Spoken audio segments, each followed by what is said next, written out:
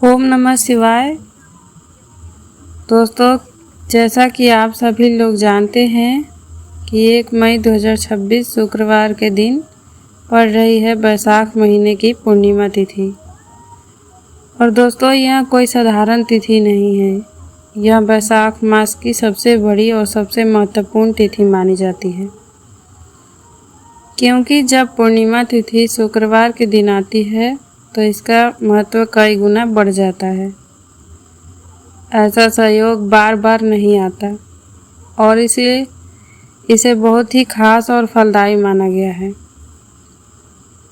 दोस्तों, गुरुजी ने कथा में भी बताया है कि अगर कभी ऐसा संयोग बन जाए कि वैशाख पूर्णिमा शुक्रवार को पड़े तो इस दिन 11 चावल के दाने का उपाय आपको जरूर करना चाहिए, क्योंकि यह उपाय बहुत छोटा है लेकिन इसका प्रभाव बहुत ही बड़ा माना गया है।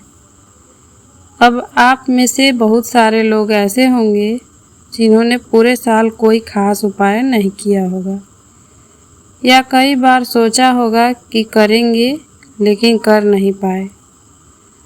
तो दोस्तों, आपके लिए यह दिन एक तरह से आखिरी मौका लेकर आया है। अगर आपने इस दिन यह उपाय कर लिया तो ऐसा कहा जाता है कि आपको ऐसा फल मिल सकता है जिसकी आपने कभी कल्पना भी नहीं करी होगी।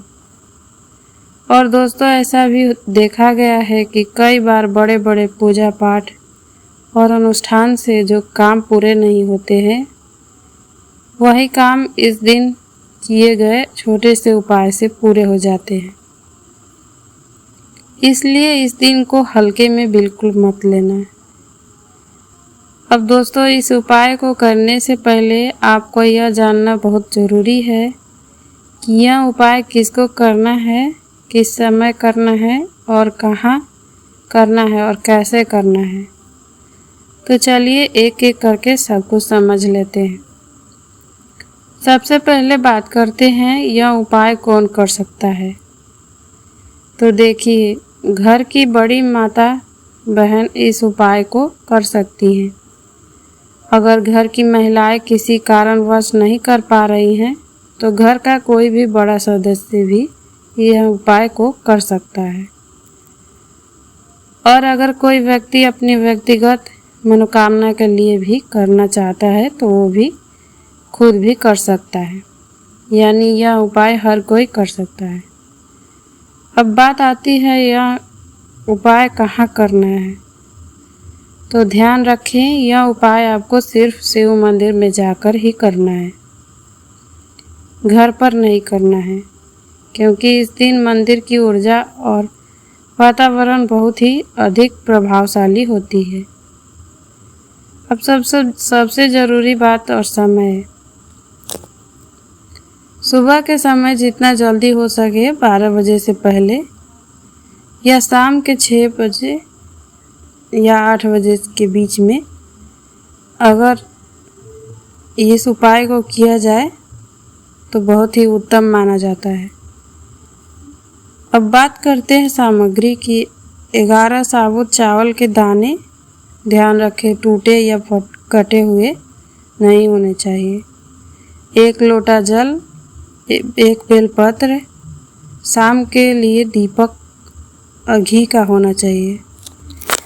और सबसे ज़रूरी बात, सिर्फ उपाय के लिए मंदिर मत जाएं, पूजन सामग्री भी साथ लेकर जाएं। घर से निकलने से पहले स्नान करके साफ कपड़े पहनें। सुबह जा रहे हैं तो पूरी शुद्धता रखें और शाम को जा रहे हैं तो हाथ मुंह धोकर भी जा सकते हैं। मंदिर पहुंचकर सबसे पहले भगवान शिव के दर्शन करें, आशीर्वाद लें। इसके बाद शिवलिंग पर जल चढ़ाएं, बेलपत्र चढ़ाएं। अगर शाम का समय है तो दीपक जलाकर शिवलिंग के पास रखें। अब आप शिवलिंग के सामने बैठ जाएं। अपने 11 चावल के दाने रखें। अब एक एक करके हर दाना उठाएं, श्री शिवाय नमस्तुभ्यम बोलते हुए शिवलिंग पर चढ़ा दें। इसी तरह पूरे 11 दाने चढ़ाने हैं। जब आप 11वां दाना चढ़ाएं उसी समय अपनी मनोकामना बोल लें। जो भी आपकी समस्या है, जो भी इच्छा है, साफ मन से बोल दें। जब 11 दाने चढ़ जाएं तो 2 मिनट वहाँ बैठकर ओम नमः शिवाय मंत्र का जाप करना है।